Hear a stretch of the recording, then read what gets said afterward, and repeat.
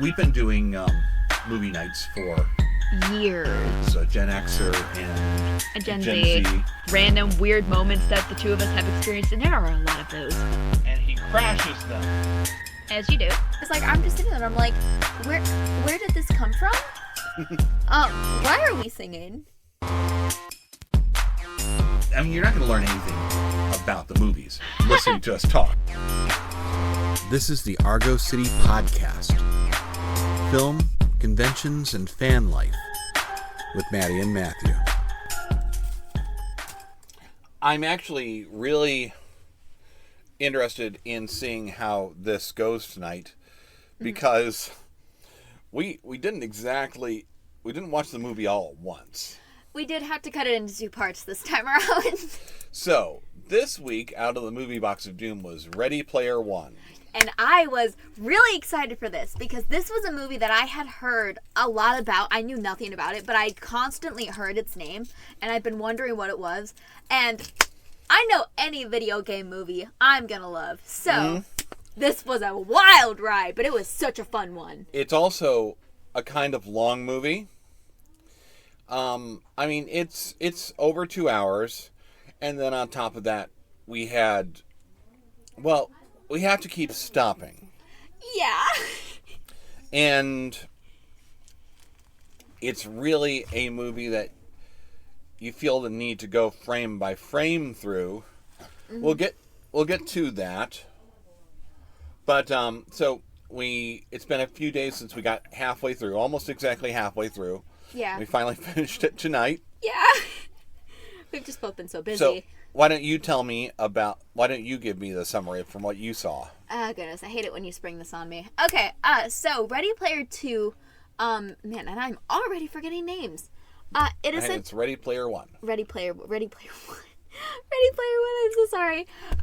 So it essentially follows I think they called it the High Five, as their group is trying, as like, our protagonist and his friend Artemis, and then the other guys in the High Five, is they're all trying to find these 3 keys so that they can own the Oasis. They're attempting to beat a corporation from getting to it first. And the Oasis is this huge VR thing that everybody is a part of. Mm-hmm. And whoever finishes this game finds the Easter egg and will control it all. Can I just butt in here? The minute that we started watching this movie, I don't know how many of you guys are anime fans out there, but Sword Art Online, this reminded me so much of that anime. We watched an episode or 2 of this for like our TV nights, like when we would watch stuff in rotation with the family. But essentially, everyone's wearing these headsets, and then suddenly they're disconnected from the rest of the world, and they can't take them off. You're stuck in this VR world. Mm-hmm. And I don't remember anything about the plot beyond that. And it's immersive. Yeah, exactly. And the whole fighting aspect to it, the whole, like, it was very reminiscent of that when we were starting off. I mean, we do have the main story, but we can't stop talking about how this is full of Easter eggs and crossovers. I mean, they are all over the place. This is the greatest crossover movie since the Lego movie. Since the Lego Batman movie. Literally. That's fascinating because it's everything Warner Brothers has access to. No, like, literally, before we were ending during one of the final scenes, which we'll get to later, I went back and I was pausing every couple seconds to see all these characters. Like at the big climactic. At the big climactic battle at the very end. We are pausing and we are looking, and I am finding the most random and amazing things. Oh my gosh, my best friend is obsessed with this game called Overwatch. And because of her, I know what some of these characters are. Mm-hmm. Because I am very out of depth in a lot of, like, this gaming sphere, especially, like, this gaming sphere. See, we don't do a lot of gaming. At least, it's like, you and I were both into it when we were younger, and we moved away from it as we're older. We aren't gamers. I'm not good at games. My system of choice is this giant rebuilt arcade machine back here that does retro gaming. Mm-hmm. But that's it. I mean, you put me past really PlayStation PlayStation 1, I'm helpless. And I mean, I grew up in the era of gaming being very, very big. I grew up in the era of Minecraft YouTubers. I grew up in the era of those story time games and such. So I have kind of always been in that gaming sphere. Kind of like you said, I have grown away a little bit from it as I've gotten older, but I am in the moment in the Minecraft. I am in the Roblox sphere. Pokemon.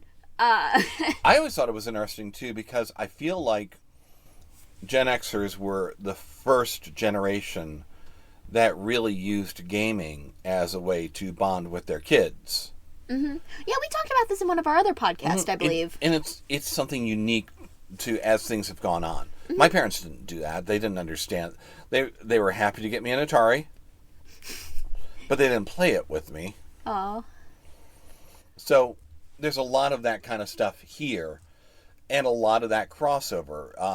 We have one freeze frame. We're looking, okay, Batgirl, Spawn. There's a He-Man in there. I spotted him out of the corner of my eye, and underneath him, a gremlin. And a gremlin, yes.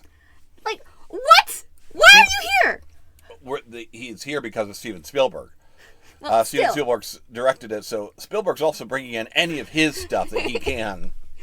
No, it was hilarious. It was like for a split screenshot, and that was it. And then they were gone. And the Easter eggs are everywhere, too. If you look on our hero, Percival, if you look on his avatar's belt, you'll see a Thundercats logo. If you look on his headset, there's a little Greatest American Hero logo on either side. These are blink and you'll miss it things. The fact that he's driving a DeLorean, but it's not just a DeLorean. It's got a Knight Rider pulsating light on the front of it. Yeah, you were really excited about that. Oh, I'm not a Back to the Future fan, but all of a sudden, okay, I like this car better now. Oh, yeah, that was really... Oh my gosh. There's, in that big climactic battle scene, I see something that looks like a scorpion-looking mecha. Which the only other place I've ever seen that is in Charles Band's Full Moon Features Robot Wars. I mean, they're going really obscure and low budget if that's where that's from. Yeah, like that was insane. And I mean, like Easter eggs and like such. Well, actually, we can't even really step away from the Easter eggs. They're gonna pop up throughout this, but like just Easter eggs aside, the story throughout this movie is incredible. Yeah. There are some characters in this that you can just like latch onto immediately. Mm-hmm. Me being the person that I am, I latched onto the inventor. He's my favorite. It's always been my favorite in any kind of media. The inventor, the builder. Mm-hmm. Oh, but the characters in this are they're so great. Well, and that's actually really important because there's a lot of people out here that are trafficking in nostalgia now. A lot of series and stuff like that you'll see, and it's just about that. I have a couple of friends who absolutely love Star Trek Lower Decks. I can't stand the show because I feel like it's making fun of me and making fun of people who are Star Trek fans. They're like, yeah, but look at all... They know their stuff. Look at all the stuff that they're jamming into here. I don't care that they're throwing a bunch of member berries in here if they don't respect the material. And if they don't respect the fans, and if they're not telling me a story that I care about. And, man, this does that. This isn't just relying on all of that. That stuff's great. It's fun. But it's not... There's a lot more to it than that, which I think is what makes this successful. Oh, yeah. I don't think there was a single moment I was looking away from the TV when we were watching this. It was just consistently on. The puzzles and such that they're solving in order to get the keys to move on to the next area. The interactions just between... Even just the interactions between the big boss and his company talking in his earpiece, trying to like update him on the latest trends is like, why is this so accurate and why is this hilarious? Why they're literally predicting some of the presidential debates that we just had. I swear, that's exactly what's going on. There's an earpiece and people are feeding them information. But even when you look at him sitting down in his rig, his video game rig, it's the most fancy rig ever. It is, but the thing I noticed was he's he wrote down his password, and it's right there. It's in the arm. And it shows us this password multiple times throughout the movie. I'm amused by that because working in IT, nobody remembers their passwords. Never. Ever. You always think you're going to. You're not going to. Get yourself a notebook and write things down. Mm-hmm. And there's a trick that a lot of people in the office will do. They'll write down their password underneath their keyboard. That's a brilliant idea. And that's exactly the vibe that I got when I saw this. Like, he's... No, that was amazing. And, like, even just kind of going back to, like, story-wise, one of the things I found fascinating about this, and I might go on a bit of a tangent here, but the way that, like, all of this technology has interfered in our entire lives. The first time that I noticed this was when we got a shot of a school where they were all in front of these, like, hologramic screens and were just, like, messing with it on their tablets. Towards the end, seeing people fighting in the middle of the street, like, with their headsets on was wild. I mean, I get that not everybody has access to these rigs and such, but, like, just watching them just, like, kung fu kick in the middle of the street, I'm just sitting here and I'm like, what? Is this safe? This doesn't seem safe. There's been a couple other movies similar to this. This actually reminds me, in a lot of ways, of a film called Strange Days, which does the whole VR thing as well. Or Free Guy, which we went to see, which we really enjoyed. Oh, Free Guy was excellent. No, it was like Free Guy was from the NPC's point of view. This is from the player's point of view. And Strange Days is very much real world versus virtual world. In Strange Days, it's a MacGuffin. Whereas in Free Guy, well, even in Free Guy, though, it's kind of a MacGuffin. In here, the virtual world it's what the whole thing is about. What I thought was interesting, going in and out of the virtual world and going back into the real world, all of a sudden, everybody looks so different in the real world. Yeah. It almost felt like when the real world intruded, like, I don't want to be here. This part feels wrong. The virtual world almost feels like it's correct. Yeah, that is a little weird. And I mean, like, almost everybody's avatars didn't really represent them at all. I mean, when we found out the reveal behind A-Tech and H and Samantha, I was like, oh my god, this is amazing! You know what I actually really liked H's real personality, too. She was really cool. I'd like more time with her. Yeah, seems like we could have her own... I want her own spin-off show with just her, like, doing this modding and, like... Just all this stuff. That just seems like so much fun. I want to know how she got this. I want to know how she got the post office van, because I want to hear the story behind that. Well, they sell them when they get too old.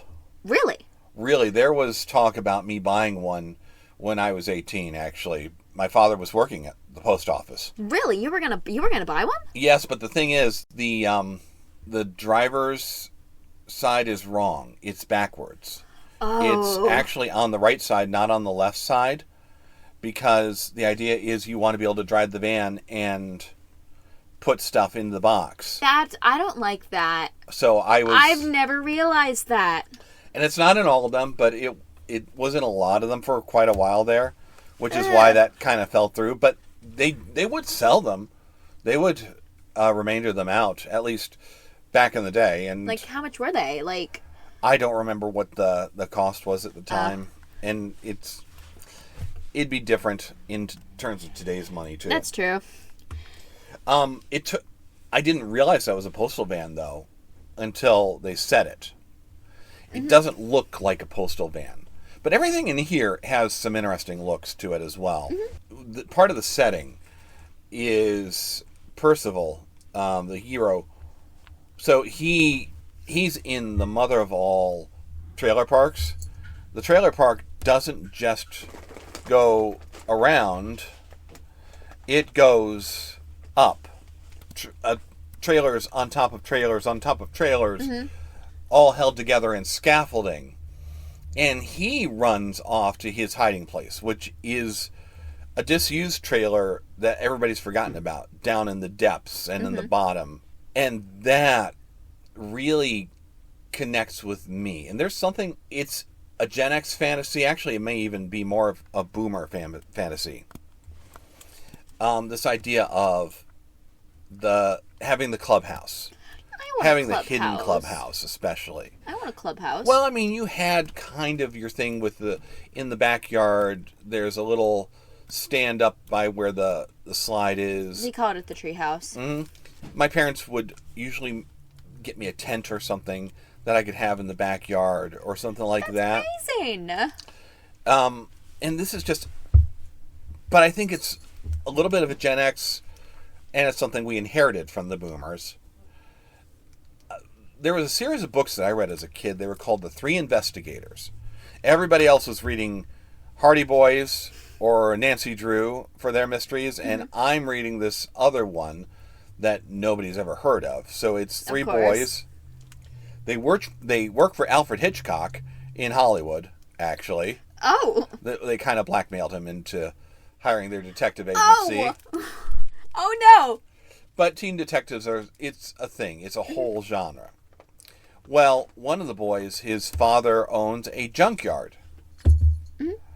And so over the years, they had a little mobile home that they just covered with junk and kept covering until it vanished and it was forgotten. Oh no.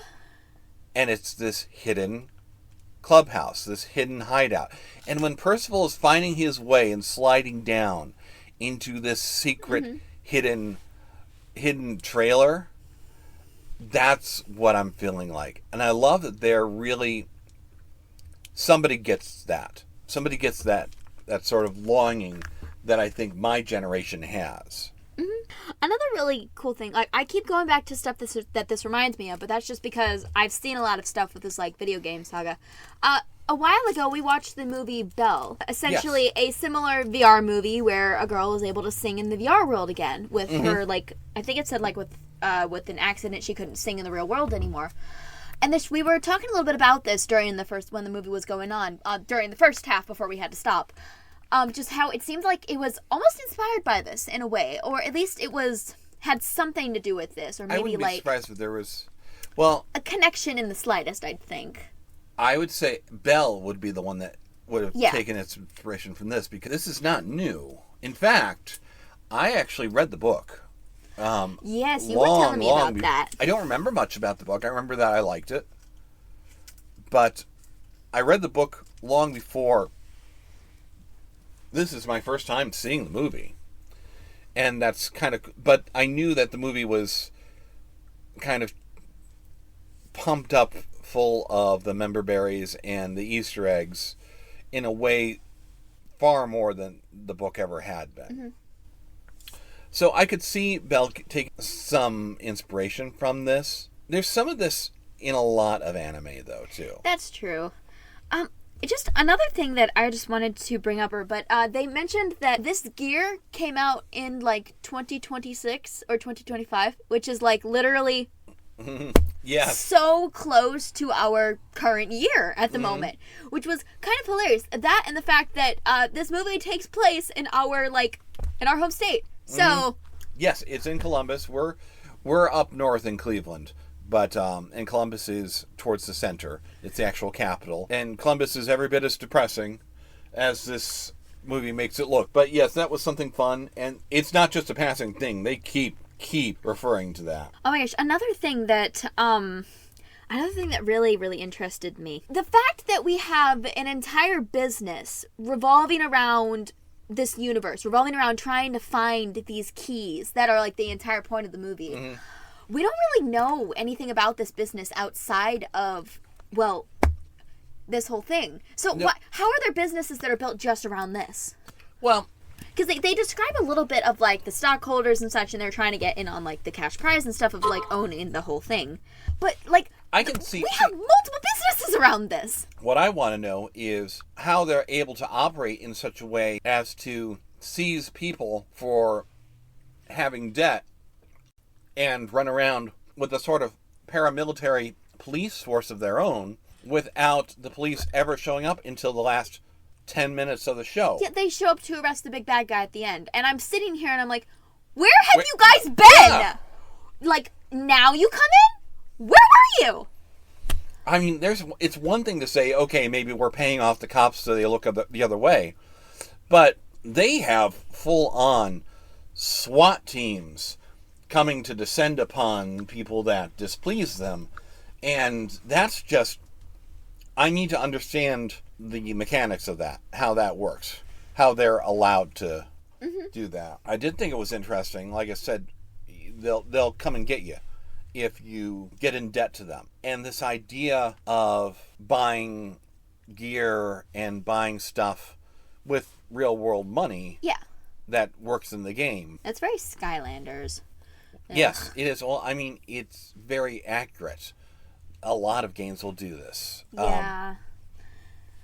And It's a I think shame. it was interesting that it showed how you can get so caught up in it and so obsessed that, how much of the house payment paid for all those upgrades. It's one of those moments that kind of makes you feel a little uncomfortable, and I'm really sad about it. I think that's an important thing to note there and to take away from it. Yeah. But then again, I thought it was interesting as well how it goes both ways. And I've done some stuff like that. Taking certifications, taking tests and stuff like that. And I rack up enough points to spend in the store. I remember getting a video camera and a couple of shirts and stuff like that. Doing that and taking Microsoft tests back at the beginning of my career. Wow.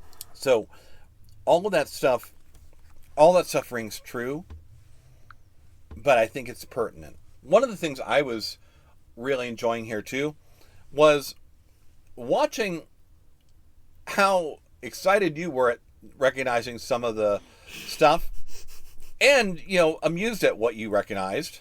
Oh my gosh. Like when they walk into the theater and it's like, oh, this is the Overlook Hotel. Oh, I hate it. I hate it so much. No, we walked into the hotel from The Shining, and I was sitting there like, no. He walks over to the elevator to hit the button. No, wait, no. We see the girls in the corner. I'm sitting here like, no. He hits the elevator. Blood comes out. I'm screaming, no, why would you do that? And I'm just sitting here because it's been a really long time since we watched The Shining, but it made an impression. I don't like this. Like, you had literally actually asked me to watch The Shining too, because you found Jack Torrance in my field guide to monsters and were asking about him. It's like, okay, yeah, I think we can do this one. But no, I was the poor my poor inventor guy. He didn't want to be there. He doesn't like horror movies. He wanted to leave. Let him leave. I'll leave with him. I don't want to be here either. And we even get like that whole scene in like the maze and such with like the lady and the axe, because we're assuming they didn't have the rights for his We're assuming likeness. they didn't have the rights for Jack Nicholson's face. So yeah, they took Mrs. Massey from the with like her from axe the and just shower slam, scene, and slam, yes, she's slam, chasing slam. them. And That was an interesting twist to it. Yeah. Oh, even just And then somebody says, "Here, try this." It's freaking Chucky. oh my god, he's like 7. I'm just like, throw him out. I don't want to be here anymore. Please no. And even just kind of jumping on that whole horror trail, everybody kind of knows in like video games, when you die you lose coins and such. I loved seeing it visually done here. Like like an arm gets sliced off, you see coins rolling out of his arm, or you see them disappear towards the end and you see coins filled with items on top of the corpses. Right, and the that's bad guy's it's right-hand so man, good. second in command, he's like, I got 10 years of stuff worth in here. And he sure did. He got killed. Yeah. And, we saw just tons come out of him. It was insane. The reason we're enjoying this so much is because it really does reach across fandoms. And I felt like we're respected in those fandoms here. I go back to Star Trek Lower Decks, and I don't feel like I'm respected there. I feel like I'm being made fun of. I feel the same thing with The Big Bang Theory. Like, I go back and forth. They sure do seem to know a lot, but you know what? I kind of feel like I'm being made fun of. there's a moment where Percival's talking to the big boss. And like you said, the big boss has got his advisors in his ear telling him what to say. And it's like, well, I'll pay you off. You can rule by my side. It'll. And Percival just looks at him and says, a fanboy knows a hater. Yeah. Man, that's core at this movie. And I think it's one of the reasons why it gives you permission to like it. Because it's telling you, yeah, we're in on the joke. We get it. And we're going to have fun with this. Yeah, that was so good.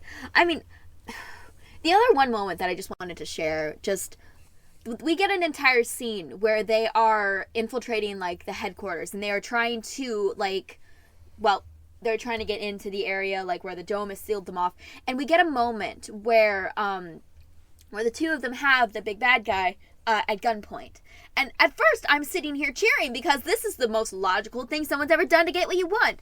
And then he's sitting there, and he's like, wait a minute. He doesn't see his password on the side of the chair. He takes his headset off. He was in a whole nother dimension in it. And that was just so brilliant. I was so excited about that. And I'm like, we just saw this in Star Trek Insurrection a couple months back. It was amazing. It was just so great. I really do like that. They end it with, okay, the good guys win, but one of the things we're going to do is we're going to turn the whole Oasis off at least 2 days a week because sometimes you need to step out and get into the real world. Yeah. One of the things that I felt like they may not have gotten quite as accurately, it's wish fulfillment. That the people you meet online are what you want them to be or what you need them to be in real life. And more often than not, I don't find that's true. I am very selective about who is on my social media. Mm-hmm. One of my standards is I have to have met you in real life before I add you on social media. There's a couple exceptions. My editor is on the East Coast, but that's business. That's not... That's true, yeah. But in general, yeah, I need to know you because I'm far more interested in real relationships than just in virtual ones. Yeah, and I totally agree with you there. I've always valued, like, quality time with people in person. But, I mean, that's another kind of part where our generations definitely differ. Most communication in my generation is done online because we don't really have a whole lot of third places. We don't really have the ability to meet in person as much, like, at least not when you're not in school or in a club or at work. It's hard to meet up with people, especially because, like, gas and stuff is so expensive these days. Well, and hard may be part of the point. See, to me, the danger there is you don't really get to know somebody online. You think you do. You feel like you do. You understand some philosophies and some opinions, but a text lacks the flavor. There's somebody actually pointed out to me, okay, see, I know you hate emojis, but this is the reason you need to use emojis, because that gives you the expression. Exactly. It gives you the tone of...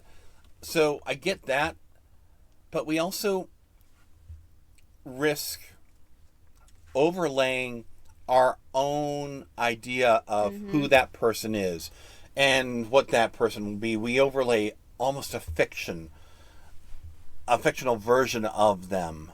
Mm-hmm. And that doesn't survive meeting in reality. Yeah. And that's where I like that better. So that may be my one little beef here. Mm-hmm. It's a small one. And after all, the whole movie is a fantasy anyhow. Yeah, exactly. All right. I think that is all we've got for tonight. So we will be back next time with movie we love boom. Boom. Bye.